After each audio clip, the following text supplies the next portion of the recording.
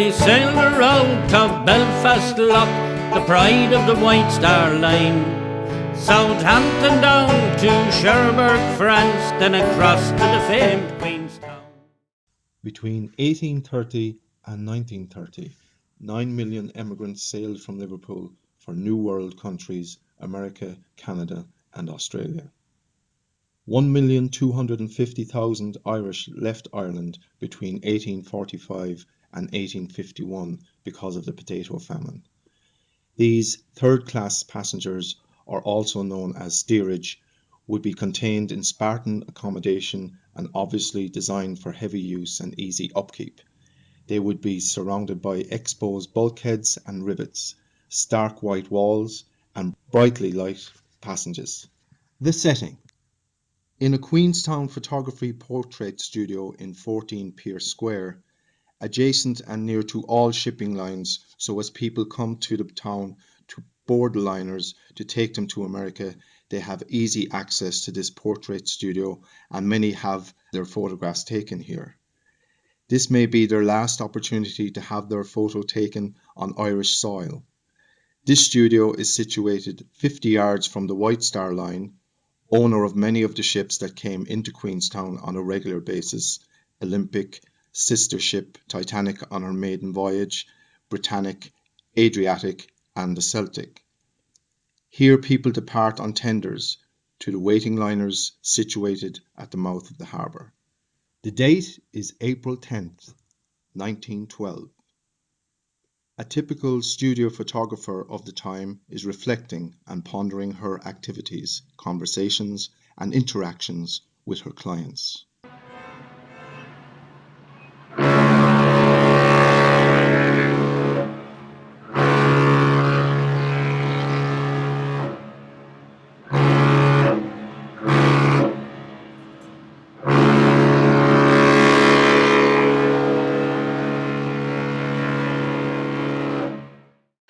Hello, please do come in. I hope you are well after your journey to Queenstown. We are well, thank you. Mrs. Smith, please do remove your hat and coat and you may place it over here. Thank you so much. Is everything okay here? Yes, that will do. And gentlemen, you can leave your items here. Wonderful, you all seem to be ready. If you'll follow me this way, we'll go down for the sitting. Now, Mrs. Smith, I have provided a chair for you, and good gentlemen, if you could please go to either side of her, that would be much obliging. Everything looks lovely. If you could please just move a little bit to the left, sir, and madam, if you could just put your chin up a little bit, that'd be fantastic. Please stand very still. I don't have many plates to work with, and you look perfect. Please now, no movement, or it will blur. All right, ladies and gentlemen, this is the last photo, so I know you've been standing so still for so long, but just a little bit longer. All right, gentlemen, it's just the lady on her own now. If you can stand over to the side, and please, Mrs. Smith, stay absolutely still in that pose. It's perfect. All right, oh, you look gorgeous, but I just need you to bring your chin up just a little bit more, please. Perfect. Hands closer together, please. Lovely. Very elegant. Now, very straight and very still. All right, Mr. Smith, if you could please come sit down. It is your turn. Thank you very much. Okay, Mr. Smith. Now we're going to do a standing pose. If you could please grab your top hat. And now will the young sir please come? Now, will the young sir please come and sit in the chair? Thank you. Lovely. Now, I love that pose, but let's try it this time without your hat. You have such a handsome face. It has been a tiring year so far. Many people, mostly Irish, are coming to town to depart for America and Canada.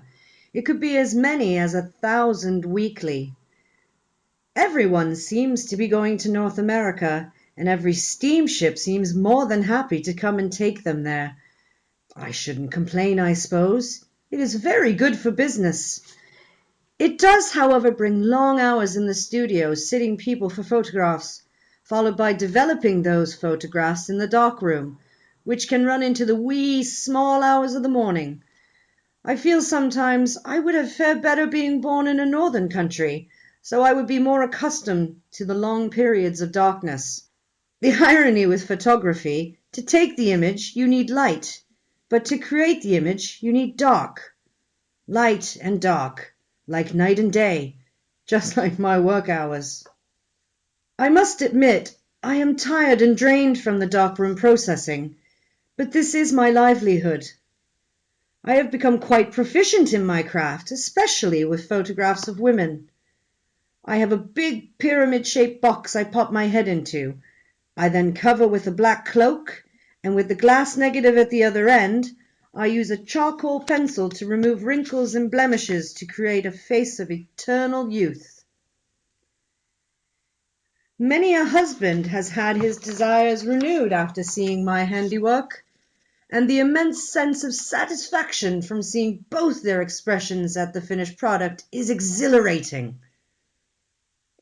I do hope I have enough plates. We have the world-famous ocean liner Titanic arriving tomorrow. She's off on her maiden voyage to New York, and many of her passengers have arrived, and many of those passengers will want a photograph to give to loved ones, or have photographs of loved ones to take abroad. Just this morning, a Titanic passenger, Mrs. Margaret Rice was her name, came into the studio with her 5 boisterous boys for a sitting. What a lively lot, especially the youngest. He squirmed around like a freshly caught fish. It's very difficult to capture a good photograph if there is movement, especially with large groups, and even more so with children. Movement causes the image to blur, so my subjects must remain absolutely still for long periods of time, which can be tiring and cause some people to look very serious and glum in the final shot, which is not always the case. Mrs. Rice was very chatty, telling me how the family had just arrived by train from Athlone. She also spoke of how her family had emigrated to Canada when she was a child. Mrs. Rice and her husband moved back to Ireland from Canada after an infant son tragically choked to death. They proceeded to have 4 boys in Athlone, then emigrated again, this time to Washington in America, where the youngest child was born. Soon after, though, Mr. Rice was killed in an unfortunate work accident. She returned home once again with the boys, but now, after some time, she is returning to Washington as she feels stronger and more capable. I said it must have been tiring traveling with the children all the way down to Athlone. But she said, compared to many years ago, it is quite easier now with the added train lines. There are now 2 ways to get to Cork from Athlone by train, one way via Limerick and the other way via Portarlington.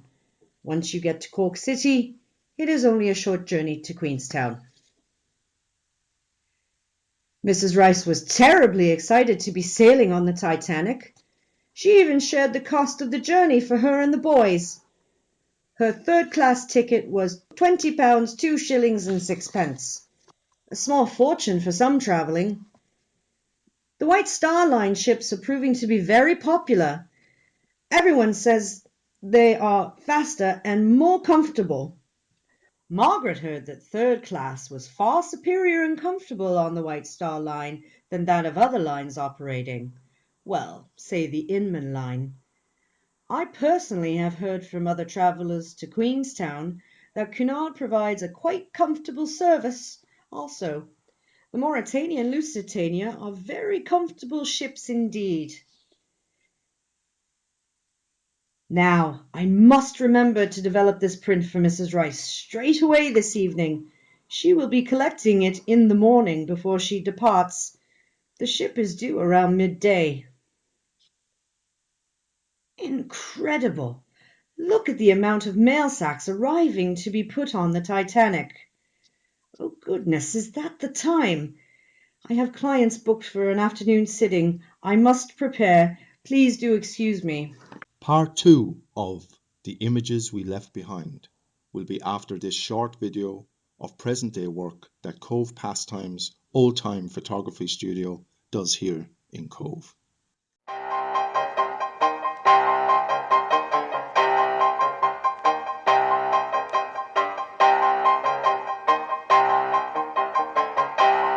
So, Fionnuala, what's happening? We're setting the scene for it's part of for our window, but we're going to do a Halloween theme, and part of it is Jack the Ripper. Get your kit off. Oh, you dominatrix are all the same. Huh?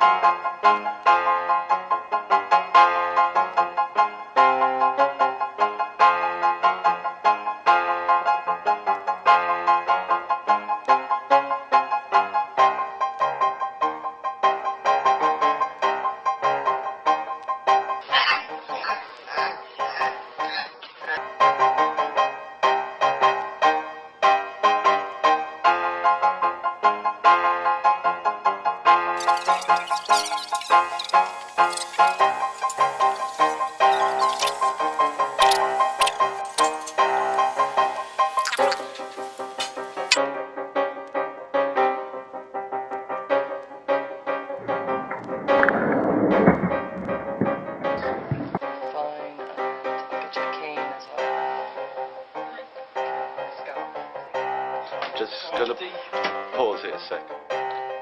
Like distinguished gent type person.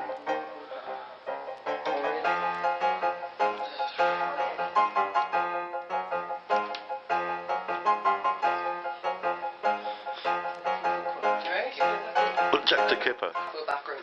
Yeah, we'll go with that one Right. first, yeah. So you're waiting down the end of the tunnel, waiting for somebody else to come along, and you're going to jump out of the room. Okay.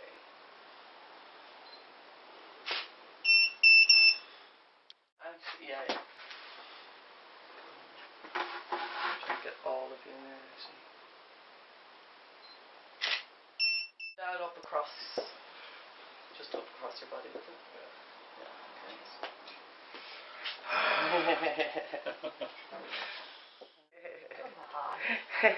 Come on, menace me. Are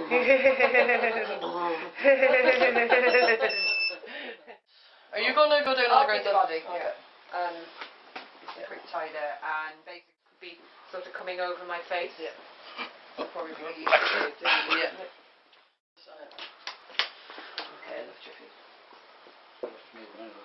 Yeah. Fionnuala, that makes a definite improvement.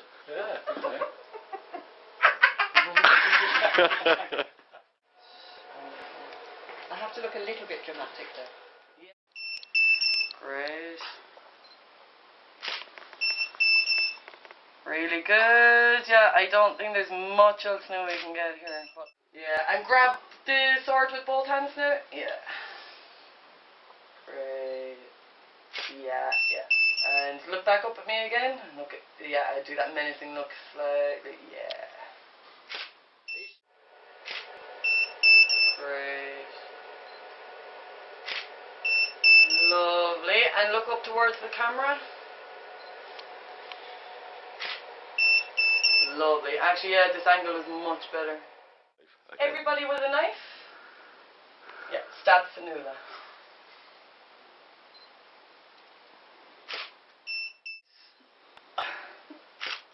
Lovely. And cut.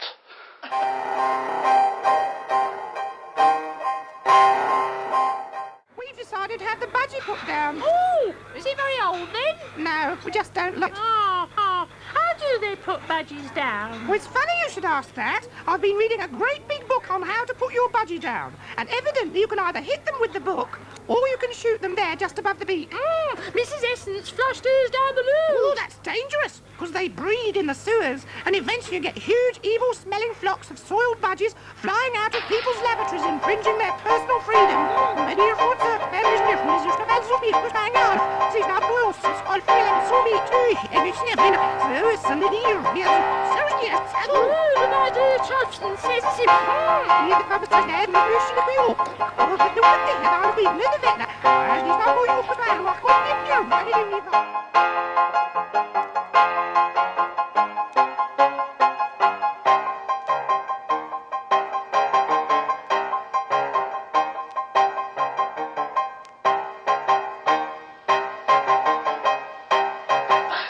And cut. Jack the Ripper, scene 1, take 1. Okay. And you're ready in 5. 3, 2. Okay, now we got it. Okay. Now come on, Fanula, your line. You know you changed it off. Okay, get your kit back on again.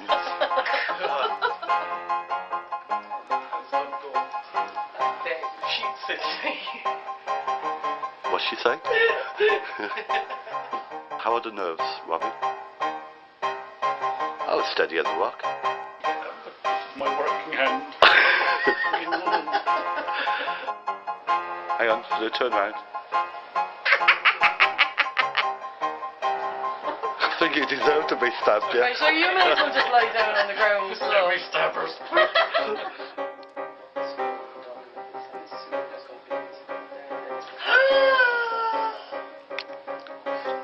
Hold.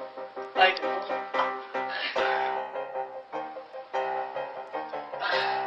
And cut.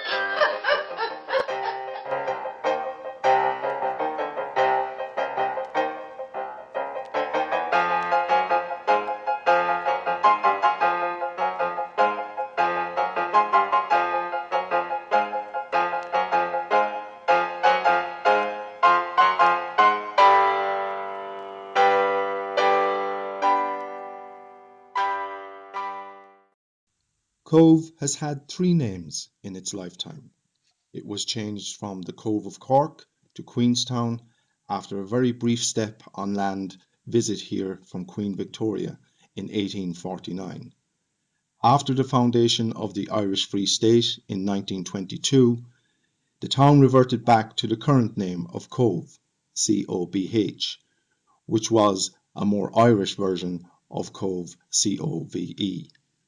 From 1848 to 1950, over 6 million adults and children emigrated from Ireland.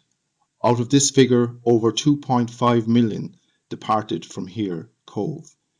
This made Cobh the single most important port of emigration, although every port in Ireland was used as a point of emigration at some stage. Well, here I am again, 23 years later, and still a studio photographer.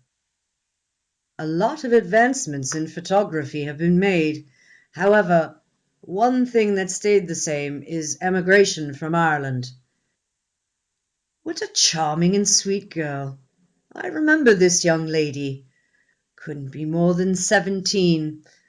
She was extremely giddy, and I remember her dancing around with sheer excitement of going to America. She had no fear of the unknown. Although I do the majority of the photography of those emigrating here in my studio, I have often taken my equipment up to the Mount Brandon Hotel. You can't miss it. It's just up the hill, right before the bend in the road towards the cathedral. It's more of a guest house than hotel, but it serves its purpose.